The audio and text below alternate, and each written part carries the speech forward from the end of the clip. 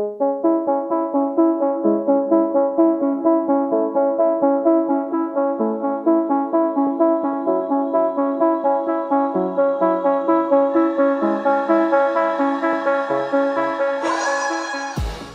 and welcome to the Blackout Podcast, where I get to talk to amazing people who do amazing things. And today I'm so excited to have this because it's been months we've been trying to get this to happen. It's got to be almost a year.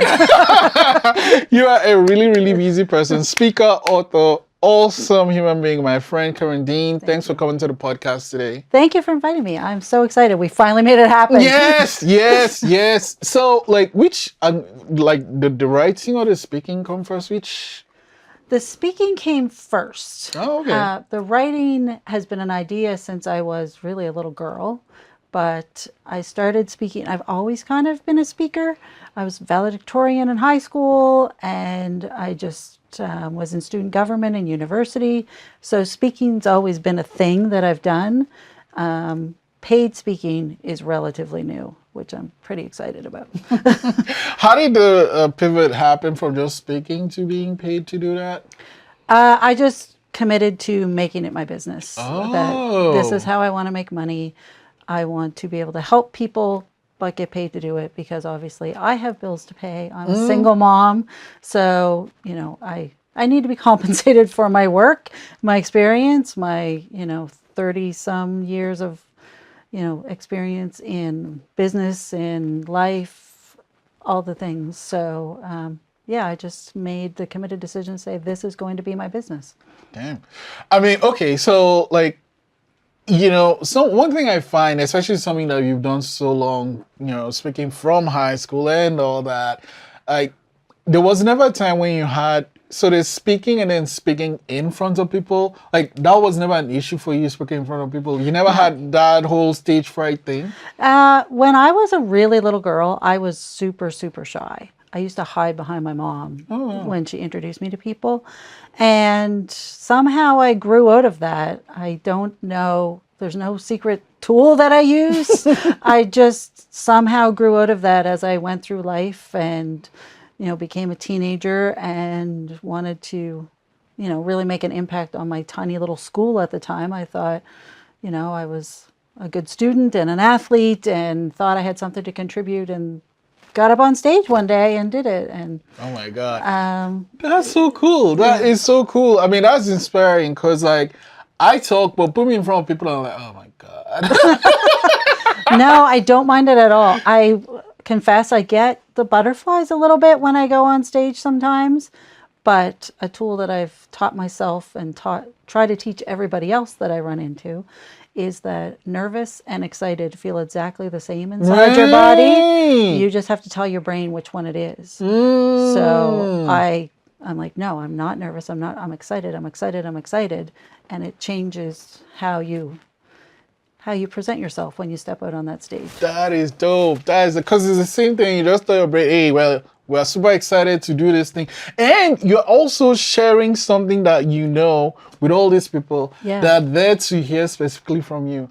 Okay, so let's talk about this, the talks themselves. What work goes into each talk There's a lot of work at home, and I think that's something people don't realize about, paid speakers get paid quite a bit for the time that they're on stage, but there's a lot of background work that goes into it. There's been a lot of studying, there's been a lot of hard work to come up with the content that I share with people. It's been a lot of life experience that has gone into that.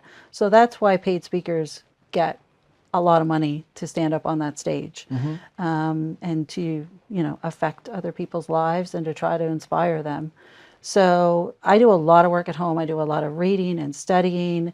I, really reflect on my own personal life and how I've gotten through some really hard things, because I mostly talk about resilience and living our best lives and self-love. So I really reflect on what I have done to help myself become successful through some really hard things. And those are the things I want to share with other people is, life can really suck, but it can also be really amazing at the same time.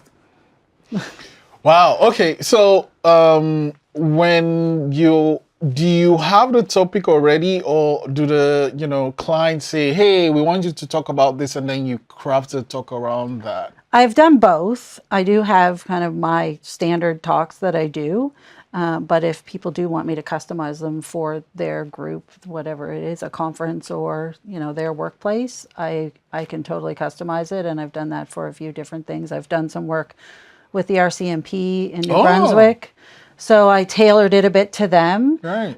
because they have unique experiences. So I wanted to bring a different perspective to that conversation. How did that happen? They just found me. Oh, right, right, I'm right. really blessed that every paid speaking gig that I have had in the last year-ish has come from people just finding my website. They haven't been people that I have gone looking for. So that's really cool. So from that first meet, like, hey, what's up? We love your, speech that you did at X place. We want you to do something for us. How long do you need to prepare? Do you have a set time? How does that work? I can do it tomorrow if they want my standard Right. topic. I can do it tomorrow. I'm really good at kind of bringing things together. Everything's in my head, so I can stand in front of a crowd and make it up as I go. Kind of not make it up, but bring it out as I go. And mostly I use a script though. So if they want my standard speech, I do have my script already prepared that I can, pull different stories in as I go that are relevant to the crowd. Do you have a preference for slides or no slides? I do like my slides, but I don't put many words on them. I thank you, thank you. Yes. I hate it when someone is having a talk and then they have like 6 bullet. What are you doing? I know. Like, And what are you doing? And you're also giving all your information away because people are taking pictures and, for speakers who are getting paid, that's our intellectual property. Right. So, people take pictures and share them and then they're not yours anymore. You can't control what people do. Yeah. So most of my slides only have one word Yeah. or a quote that I don't mind if people share because it's inspirational. But I like to use them just to kind of keep me on track. I mean, to be fair, like if I don't do talks, say like a workshop or whatever, like I will have points because, okay, I want to talk about this, but the essence of it is just like a photo or two lines, When I go to a talk and I'm like, you're going to put the thing and then you talk about the thing. What are we doing? And you read exactly what's on your slide. One just mail that to me and I'll read it at my convenience, like rather than watching you. Yeah. So thank you for that. Okay. Yeah, I don't ever read off my slide other than that one quote maybe. But do you like have is it like an app that you love using for your designing your slides? Or I've learned to love Canva to make my slides. They have a lot of great photos and things that you can use, and so I use Canva most of the time. Canva just like added like an AI component to it. How you using that? Like I haven't used much of that, no, because I already have my content. Yeah, I find it weird when like you do it. I wouldn't say that, like because it tries to think like you. I'm like, no, I wouldn't say it that way. And I find when I use their AI to develop the slides, they look like something an elementary school kid could make. So I like to kind of do my own. Right. Choose my photos and things like that. Okay, so do you have a sweet spot when it comes to duration for a talk? I like at least 45 minutes, but I have a hard time talking for less than an hour. Because I have a lot of stories that are really meaningful and I like to share them to, show the audience that they can get through really hard things and be successful at it. So that was the other thing I want to exactly resilience. So resilience is something that's really, really important to you. Do you want to talk a bit about that? Well, I've gone through a lot of really hard things in my life. And I thought, you know what? The universe, God, spirit, whatever people believe in, did not give me all of this shit for no reason. And I think I was given all of these challenges to help other people. So 5 years ago, I just said, I quit my job. and said, I'm going to help people. That's what I'm going to do from now on. Then COVID happened. And then a whole lot of more hard things happened that taught me more lessons of resilience. My son got cancer during COVID, and then I published a book, and there was just a lot of things that happened in the last 5 years that have given me even more material to talk about. And I think we all need more resilience, and I think we don't even really realize that we do sometimes. And we beat ourselves up and think, I can't get through this, but I'm here to tell everyone you can. And you can have an amazing life no matter what you're going through. You mentioned books. I got your books here. Yes. Do you wanna? What is the sequence? What came out first? And what So We Are Unbreakable came first. Okay. Oh, this is a journal. Okay. Yeah. So Sadie's. So We Are Unbreakable came first. We Are Unbreakable. So those are all books that I've published through my little publishing company, which is just me. Sadie's was next. And, Yeah, Okay. yes. Okay. Cool. So let's start with We Are Unbreakable now. So We Are Unbreakable is the book that I published while my son was going through chemotherapy. Sorry, that's okay. we'll pick that up, but it's almost always the reverse, like your mom or your kind of like, but when it's that way, like how did you handle that? My son will tell you that he handled it better than I did. It was really hard. Yeah. It's really hard to be a parent of a child who's sick. Yeah. Because you want to be able to take that away from them. And I would rather be me sick than any of my children sick.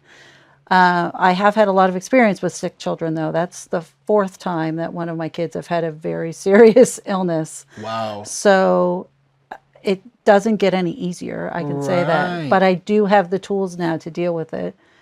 But what I want to say to any parent going through something is prepare yourself, because when they're finished treatment and when they're out of the hospital and they're healed, that's when it hits you, because you've been on this adrenaline rush through all of this period, and then you crash. And that's what I did with my son. Is I was go, getting into the hospital, being strong for him and talking to doctors.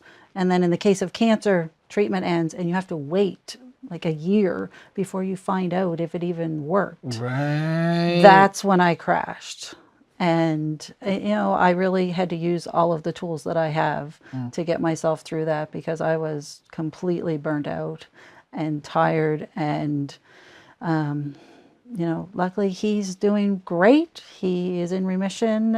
Actually, tomorrow will be the anniversary of the day we found out he's in remission. Oh, wow. And he's doing well. He is, back to work full time and living a great life. He's 23 now. He was 19 at diagnosis. So it's really hard, but it's doable.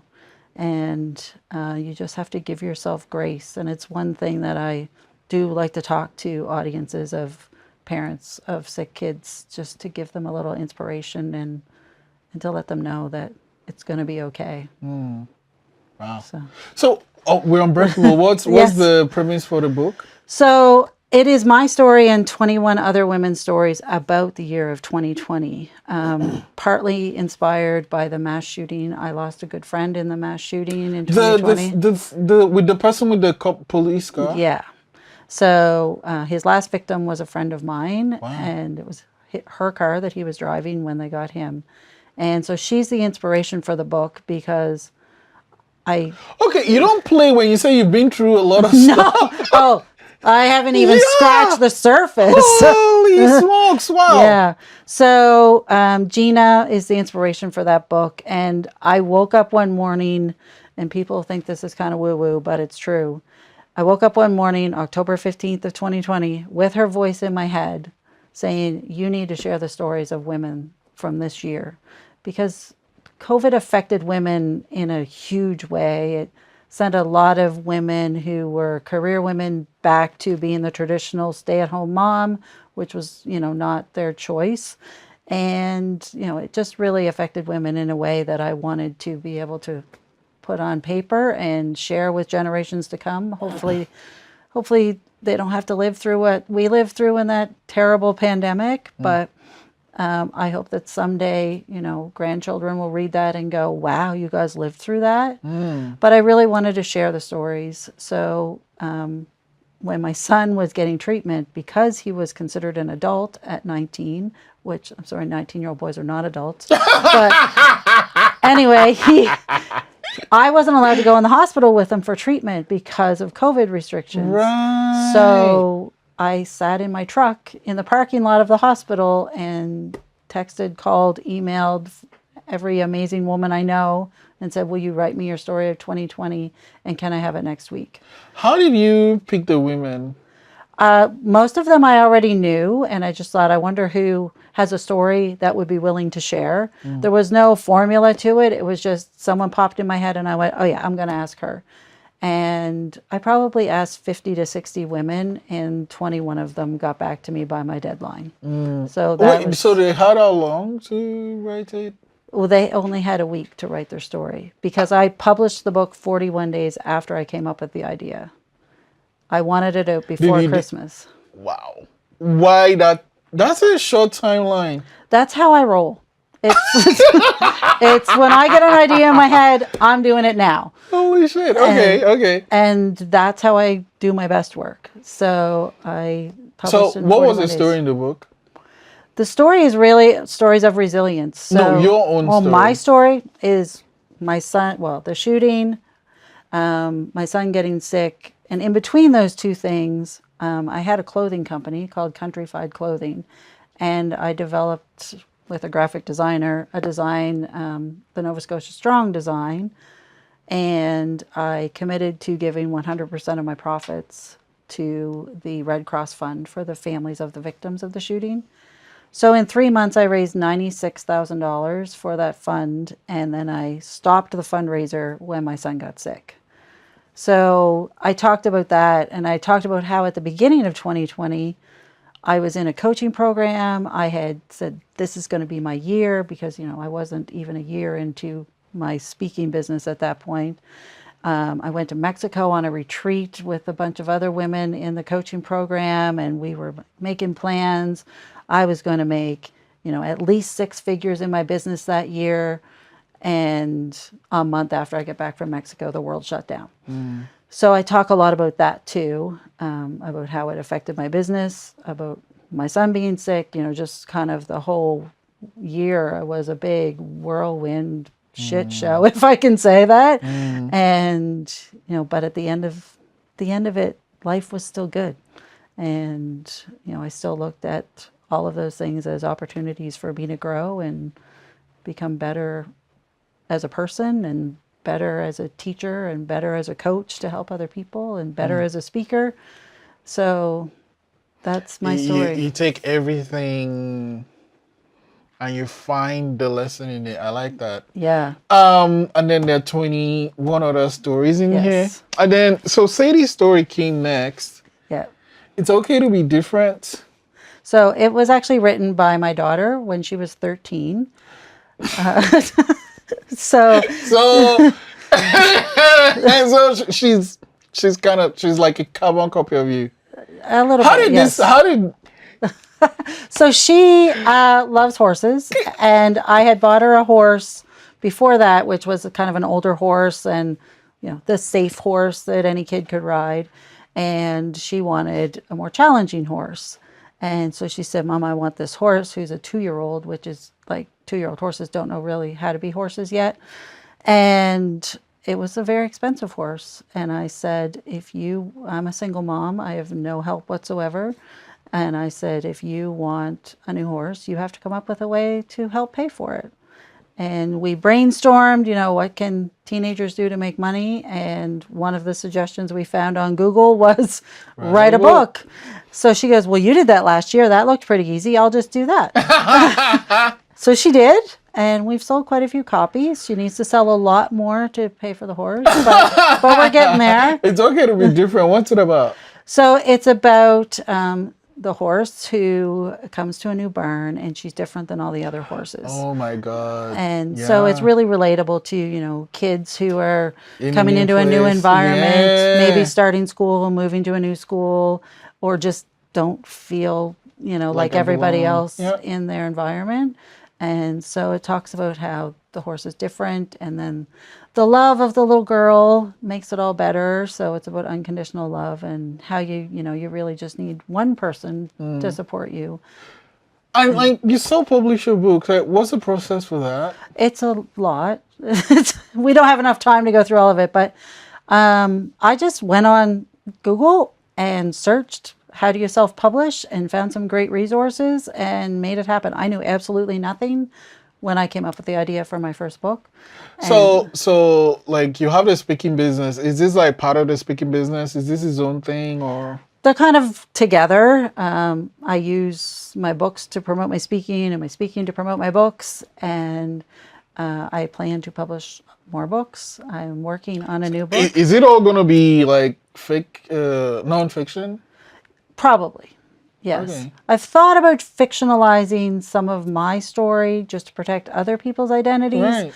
We'll see how that goes. I haven't decided yet. Okay. What's the process? I mean, well, you kind of talked about, making We're Unbreakable happen. It was like 1 week, write your story and we'll make it happen. But what would with your next book, what would that process be? It's a lot harder, actually. I'm in the process of writing that book now, and it's more of my story, but going way back. So it's a lot of things that I have healed from and dealt with, but when you start writing about them, they kind of all come back. It's like, yeah, opening the sky. Yeah. So, it takes a lot to write about that. It takes a lot of thinking about how much of this do I want to share, and what parts of this will people find valuable Maybe or that be should be the relatable. fiction, eh? Yeah.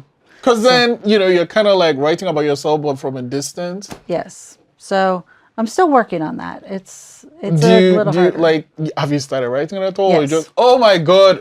Yes. Do you have like a deadline for when? I don't. I need to make myself a deadline, and then I might actually get it done because I'm super procrastinator when I don't have a deadline. That's why you're like, okay, we're going to do it in 41 days Yes. before Christmas. Oh my God, that's It might crazy. happen before Christmas. I'm not sure yet. No, Karen, come on. It might. Okay. So we have Fierce and actually, how do you come up with your titles? Because they are really powerful. Actually, my daughter came up with her own title for her book. The We Are Unbreakable, I talked to my business coach at the time, and she's like, has a real gift with words. And I threw the idea at her, and I'm like, what can we do with this? And we just bounced it back and forth between each other, and that's what we came up with. And I love it. Okay. Because, So and then this is Fierce more and about Fabulous. me. I This is try a to tell self-love- myself I'm fierce and fabulous. You are Fierce and Fabulous. Okay. And I want other women to believe that. So, a self-love journal. What like is it like a work? Yeah, it is a workbook. So, It is. talk me through it. There's a bit of writing at the beginning about the tools and how they work and why they work and how they've helped me. And they're basically what I used for a long time to learn to love myself better and learn to, appreciate who I am as a person. So one of the things that you have to do every day is write down 3 things you love about yourself. Most women have a hard time coming up with 3, but then to come up with 3 the next day and maybe try to come up with different ones, because every page of that book you have to come up with another one. Oh my God. So, you can repeat them, but at the same time to try to come up with more things you love about yourself. And then things you do to be kind to yourself and kind to others. And I think we really overthink that sometimes. So I do have some downloads on my website that are some suggestions. But it can be, I think being kind to myself is sitting still and observing a sunset, because that brings me a lot of joy. So that's something I do to be kind to myself. And, like I said, we really overthink that and think it's got to be a big spa day or a vacation, but it doesn't even have to be something that costs money. It can be just enjoying the beauty that's around you and sitting still, which a lot of us have a really hard time with. So, you know, in that you do the same process every day with the goal of it becoming easier. Does it It become? does. It does. At what It truly does. Okay. So these are tools you've used. You've used them over the years. How did you discover those tools? A lot of reading other people's work and study. Like, nothing we talk about as far as personal development is new. You know, it's people have been talking about it for years and years and years. We're just hearing other people's versions of it. So I've just studied a lot of the pioneers in self-help and personal development and read all of their work and then turned it into my own words and my story and applied it to, you know, how I've used it, and it's put it And together in a book. so there are like, yeah, three things I love about me. Acts of kindness towards myself and towards others. Oh yeah, how do you the artwork? What's this like? How do you decide the artwork for your books? I hired a designer for the journal and We Are Unbreakable. I hired a designer to come up with the designs. What's the process for hiring a designer? Just find them and Cause help them out. like, This person was local, but sadly she doesn't do it anymore, and she's oh no. incredible. But she's kind of So switched you her also business. find a new person for the new book. Yes. A lot of people use Fiverr and things like that to find people. And for the children's book, I, through my book, had met an illustrator who does art as a hobby. And I sent her a message and said, "Did you ever illustrate a children's book before?" And she said, "No, but it's on my bucket list." I said, "Call me." So she's from Truro, Nova Scotia, and she did the illustrations for the children's book, and she's phenomenal. Are you from Nova Scotia? I am. Lived here my whole life. And what do you love about Nova Scotia? I love almost everything, really. I love how nice we are to, you know, strangers and ourselves. I love how, you know, it's a relatively quiet province. You know, when you go to other places across Canada, they're busier and heavier populated. And I live out in the country, an hour outside of the city. So I have 30 acres of land with a beautiful river in my backyard. And, you know, I just love that there are so many places like that in Nova Scotia where you can just escape to quiet and that you're never more than an hour from the ocean, no matter where you're at. There's so much beauty here in the people and in the places. And I love that about our province. All right. Apart from the book that might come before Christmas, Maybe. what are some things that you are working on? I'm just really working on getting more speaking engagements, getting out there so I can spread my messages to more people and make a bigger impact. I've said out loud several times, I want to be like the Canadian Oprah. Oh. Not because she's a billionaire, that would be really cool too, but because of the impact she's had on people. Like, she has really helped a lot of people. Yeah. And that's my goal, is to get out and help as many people as I can and to inspire people to know that they can have such a great life. So you've been through all these things and you're like finding all these, like, okay, you know, part of me is like, why do you don't have to help people? Like, why is that important to you? Why is it important to you to take all these shitty experiences you've had, find the lessons and the blessings in there and be like, okay, I'm not going to keep it to myself. I'm going to like give it out. Why is that important to you? I think it's because nobody did that for me. And I've just, you know, I didn't have that support and that help. And I know that so many other people feel so alone in their struggles. And if I can be one voice to tell them that they're not alone, then that's what I want to be. Yeah. It reminds me, there's a thing that I can't remember what I said, but I know it's online, and it's like, be the person you needed, like, you know, when you were younger or something. Like, Yes.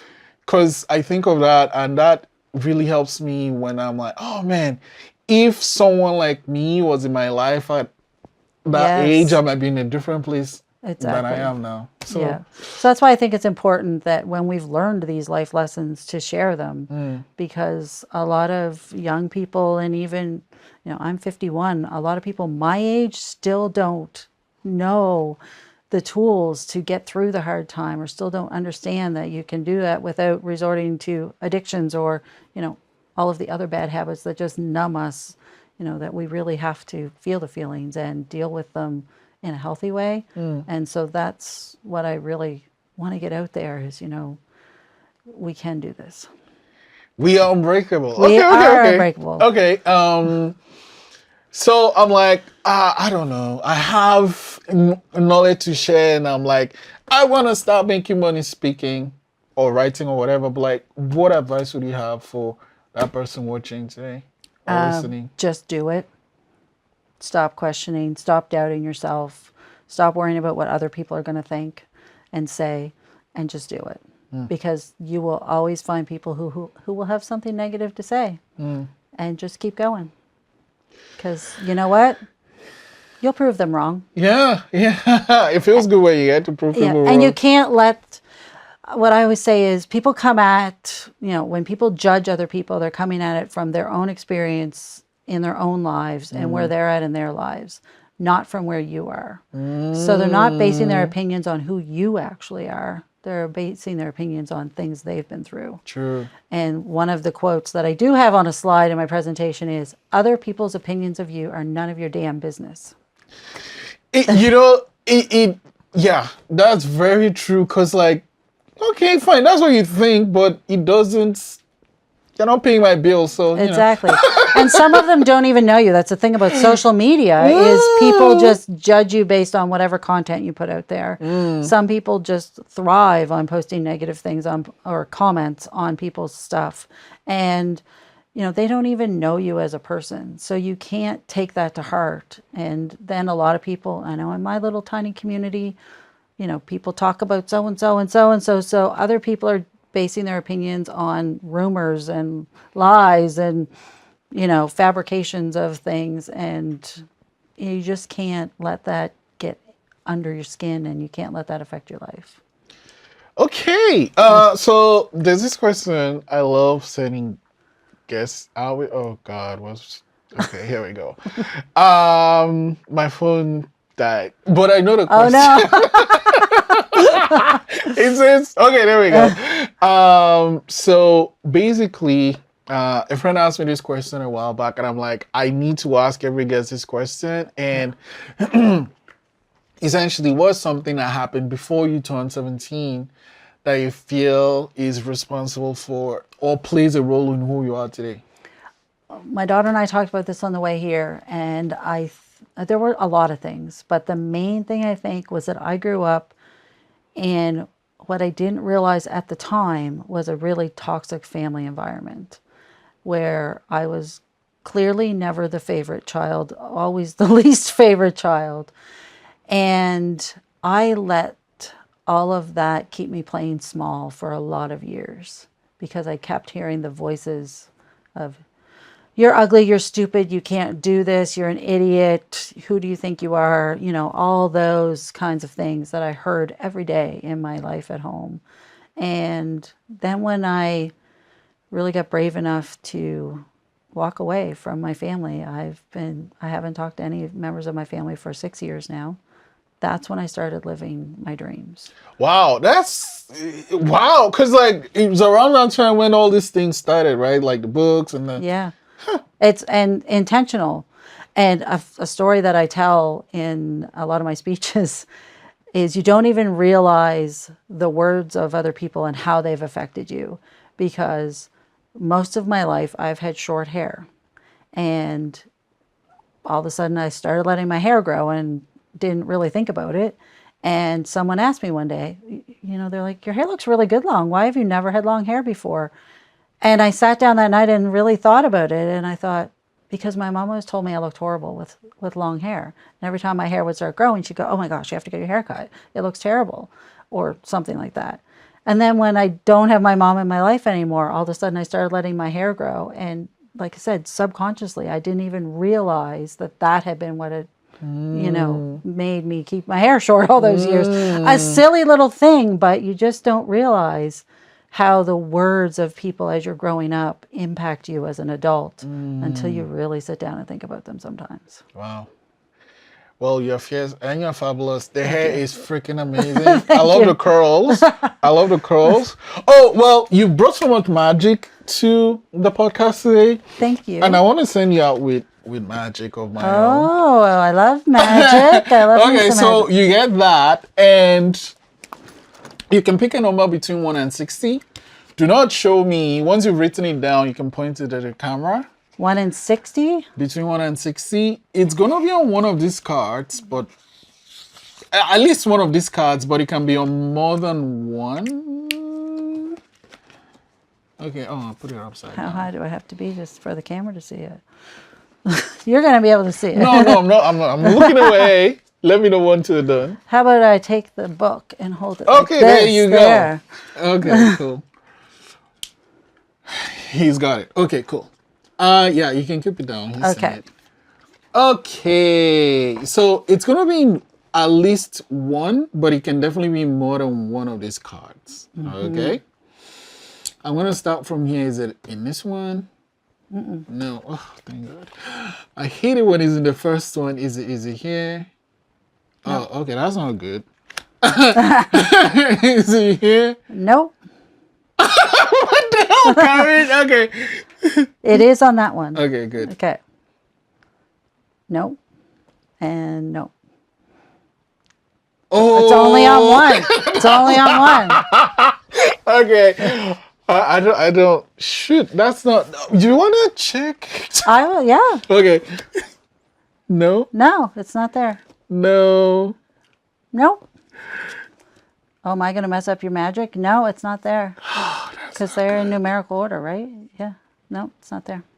Oh my God. Okay. Nope. It's only on that one. Okay. I think. This is a fun game. I like it. I think I have your number, but I'm not sure because I've not had one before. Oh. You're a really special person, Karen. I bring the magic. for Okay, sure. but here we go. 8. Yes. I think I got it. Yeah. There we go. Woo. Okay, that got me. Karen, thank you so much for the amazing work you do. Thank Thanks for you. sharing your books, and I can't wait for, the next book and all the amazing things you do. It's coming. Maybe by Christmas. Merry Christmas. Thanks so much Thank for you so coming to much. the podcast Thank you. today. I really enjoyed it. It was a good time.